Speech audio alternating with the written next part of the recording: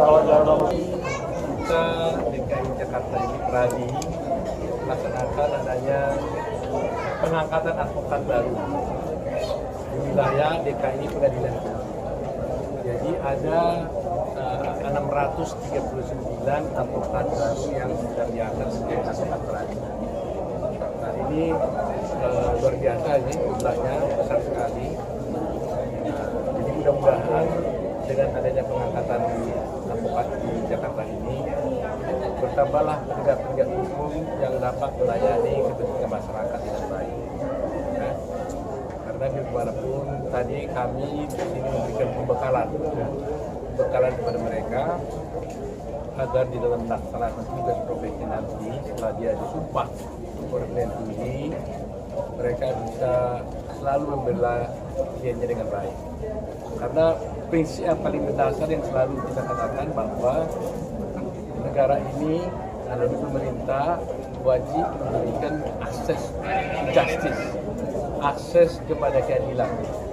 Jadi kita tahu bahwa masyarakat kan tidak semuanya punya potensi kesempatan mendapat keadilan karena tersumbat oleh semua sistem-sistem yang ada. Nah disinilah peranan advokat, kalau dia hadir maka dia menjadi jembatan antara masyarakat dengan para penegak hukum lain. Kalau dia punya masalah di Polri, punya masalah di keadilan, maka ada akses yang harus diberikan kepada masyarakat untuk dapat keadilan. Nah, dengan banyaknya advokat yang dilantik ini, yang diangkat ini, maka mudah-mudahan mereka bisa memenuhi jumlah advokat untuk bisa menanganinya. Karena Indonesia ini jumlah masyarakatnya luar biasa kan, hampir 20 juta, ya kan? Nah, kita advokat yang ada dari Pradi ini sekarang hampir 70.000. Ya, dan saya kira dalam tahun depan bisa mencapai 100.000 lebih, karena setiap hari kami melihat angkanya cukup besar, rata-rata 8.000-10.000 setiap tahun mereka ada yang ikut pendidikan. Jadi Pak. Mengenal Pradi gitu Pak. Ya. Terus kemudian juga tadi Bapak berpesan bahwa jangan mencari kekayaan tapi tujuannya jujur dulu gitu. Ya. Mungkin bisa diperdalam Pak pesan. Ya, jadi gini, kalau dia harus mengenal organisasi di mana dia bernama, yaitu namanya Pradi. Pradi ini tidak sama dengan organisasi yang lain. Pradi ini adalah organ negara yang bebas dan mandiri, ya, dan melaksanakan fungsi negara. Jadi Pradi ini tidak asal-asalan, dia punya kewenangan yang diberikan oleh undang-undang untuk melaksanakan ini. Mengangkat advokat, melakukan pendidikan, ya kan, termasuk menindak advokat apabila dia melanggar kode etik. Ya, ada 8 kewenangan yang diberikan. Jadi jangan sampai ada organisasi, dia orang masuk pada satu organisasi, dia tidak mengenal. Nanti suatu saat dia kalau sudah kena masalah hukum baru dia datang ke Pradi, jangan begitu. Jadi dia tetap harus cinta kepada organisasi. Nah kedua tadi katakan bahwa saya selalu tekankan lesson number 1, ya, pelajaran pertama yang paling pertama bagi seorang advokat, jangan sekali-sekali mengkhianati klien, jangan mengkhianati pencari keadilan. Karena pencari keadilan itu masyarakat, klien-klien itu memberikan kepercayaan kepada kita untuk melaksanakan tugasnya dengan baik, untuk membela kepentingan hukumnya. Bayangkan kita sudah dibayar hanya dengan selembar surat kuasa kita diberikan kepercayaan, tapi kita hianati dia. Itu seperti tidak baik. Nah itu paling mendasar. Jadi mudah-mudahan perbekalan ini tadi saya sudah sampaikan beberapa prinsip dasar. Jangan mengkhianati klien, jangan menipu klien, jangan berpikir jadi advokat supaya kaya.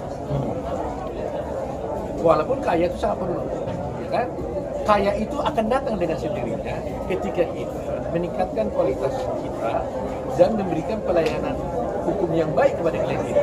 Kalau kita kasih layanan hukum kepada klien kita, membeli dengan baik, otomatis dia bayar kita mahal juga, otomatis uang datang.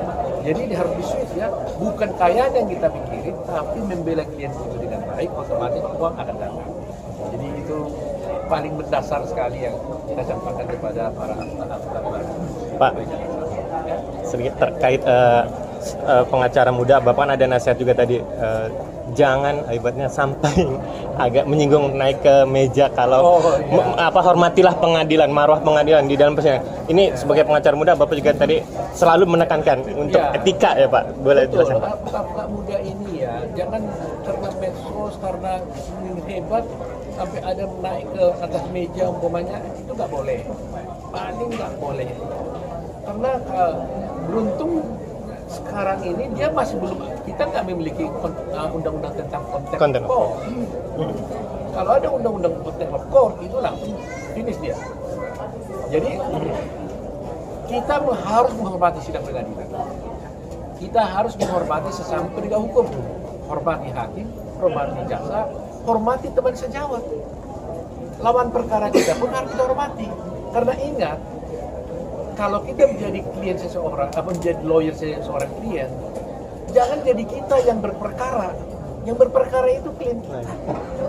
Kita adalah on behalf, atas nama klien kita, membela kepentingan hukum dia. Coba kalau umpamanya klien kita bermusuhan, berperkara dengan orang lain. Kalau 1000 klien kita menjadi diri kita, menjadi klien kita, sama dengan klien kita, berarti 1000 musuh. Advokat itu tidak sama dengan kliennya, tapi beda. Dia harus membela kepentingan klien. Itu prinsipnya. Pak, tapi Bapak yakini para advokat muda ini nanti bisa ibaratnya lebih baik lah dari generasi yang sebelumnya? Ya, itu tujuan kita. Ya, karena terus terang aja tantangan kita sekarang, penghormatan terhadap advokat sekarang ini kan sedikit akan berkurang. Ya. Jadi saya katakan tadi itu kita sendiri yang harus memperbaiki diri. Walaupun kadang-kadang mereka bilang, habis gimana, hakimnya begini, jasanya begini. Ya, saya paham. Ya, saya paham tidak hanya hakimnya bermasalah, tetapi kita harus memulai dari diri kita dulu, gitu ya. Ya, dengan demikian kita harap juga jaksa hakim juga memperbaiki dirinya. Tapi kita mulai dari kita, ya kan? Jadi kita tetap hormat. Kalau tiap hari kita hormat, kadang-kadang mereka bilang gini, Pak, kita hormat, kita taati, tapi kita waktu begini, kadang-kadang putusan hakim nggak adil dan sebagainya kan. Nah, itu bagian daripada perjuangan seorang advokat. Tetapi jangan kita berubah karena orang lain juga jahat. Orang mah tidak baik, orang tidak jahat, jahat aja. Tapi kita tetap harus baik. Itu prinsipnya. Lagi satu lagi Pak. Banyak. Perlu nggak? Perlu. Tetapi kalau itu di benakmu, Anda akan tersesat dan tidak akan bisa dapat itu barang. Jadi paradigma kita adalah bagaimana saya mengimprove diri saya, meningkatkan kualitas saya sebagai advokat, dan meningkatkan pelayanan saya, pelayanan hukum saya kepada klien, membela klien dengan baik. Maka dengan sendirinya uang akan datang.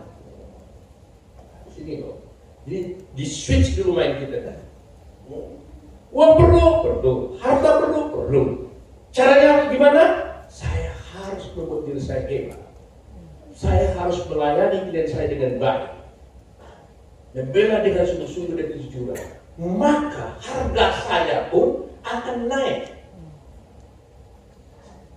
Kalau kemarin saya dibayar 1 juta, maka dengan pelayanan yang baik, maka harga saya naik jadi 100 juta. Kemudian dengan ilmu saya yang lebih pintar lagi, pengalaman saya lebih hebat, kejujuran saya, pengabdian saya, maka klien saya menghargai saya 1 miliar. Naik terus. Jadi, ketika Anda meningkatkan kualitas Anda, disitulah uang itu akan datang. Tapi ketika Anda berpikir, aku mau uang tanpa meningkatkan kualitas, maka pikiran Anda bagaimana uang di kantong tidak dapat, itu namanya Anda tidak meningkatkan pengetahuan dan kejujuran. Anda hanya untuk menipu dan mengambil uangnya. Anda akan pendek nafasnya.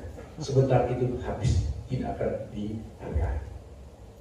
Ini, ingat betul-betul saya katakan. Jadi di paradigma itu jangan dapat klien langsung, wah ini dapat hitungannya segini, video segini, jangan. Lihat kasusnya. Saya buat perkara ini menjadi perkara yang bisa membela dia. Otomatis dia itu juga tahu. Dia itu tahu kita itu pintar atau tidak, jujur atau tidak, setia atau tidak. Kalau dia jujur setia, dia juga nggak mau menghargai rendah, dia hargai tinggi. Dia tahu ini berdasar mahal, saya bayar mahal. Prominent lawyer nih, dia bayar. Itu pasti. Itu harus Anda ingat betul itu. Jadi kalimat penutupnya adalah menjadi advokat. Nah ini di mana-mana Anda sudah dengar. Anda harus pinter, berkualitas, ya, punya integritas, dan harus punya kejujuran. Anda jujur, tapi nggak pintar, nggak dipakai. Jangan bilang Pak Oto itu jujur, baik, jadi teman aja, karena dia nggak pintar. Tapi jadi teman oke, minum kopi kita. Tapi kalau dia bilang, oh itu pintar, tapi nggak jujur, jangan pakai, Anda ditipu nanti. Kalau dia pintar tapi nggak berani gue pakai dia, dan dia tidak jujur. Jadi dua ini harus sepasang berjalan dan Anda pegang.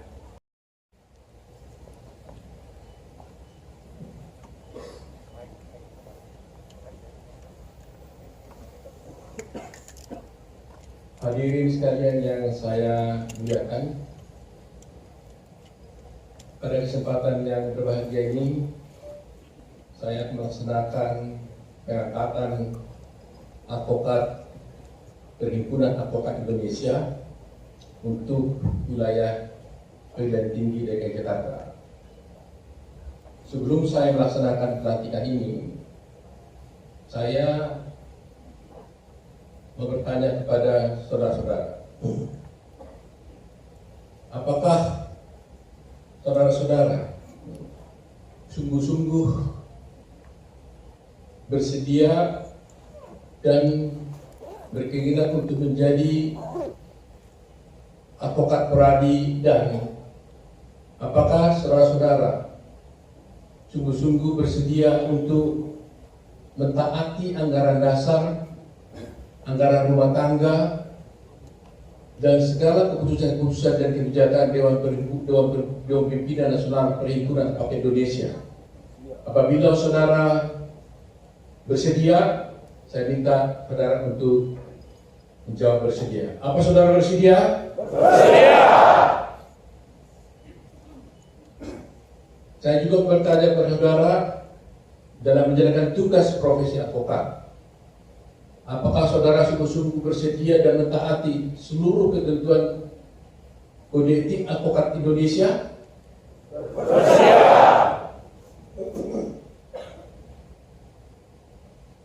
Baik, kalau saudara bersedia, maka saya akan melaksanakan pengangkatan ini.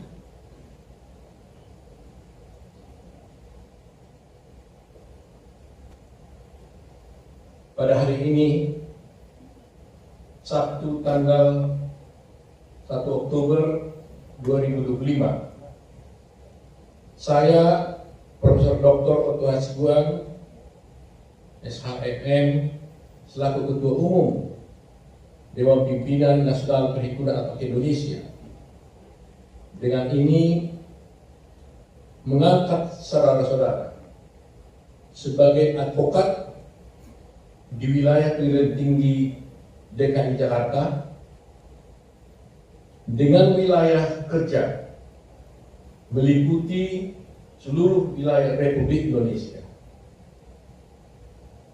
Semoga Tuhan Yang Maha Esa melimpahkan perlindungan dan tuntunannya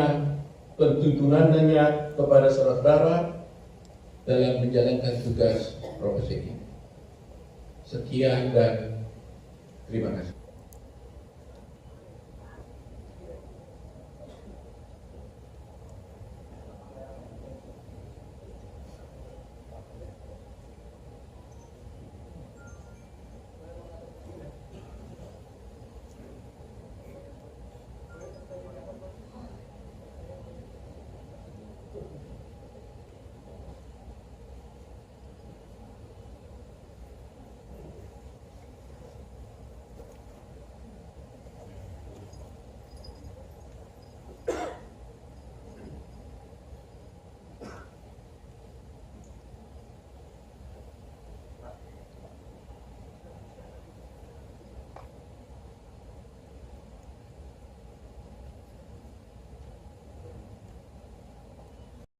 Wika Handoko, Karina Detri Amalia, Katarina Sani,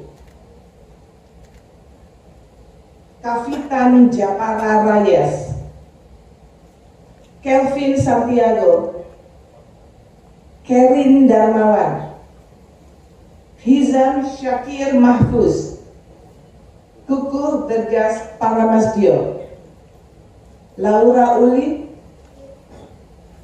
Liska Rosita, Ludovicus Yosef Lelo, Lulu Anggriani, Lutfi Arya Ramadhani Firyandri, M. Abi Rafdi Al-Juhdi, M. Rido Ilahi, Mahmudin Prawira, Mahanugraha Gracia,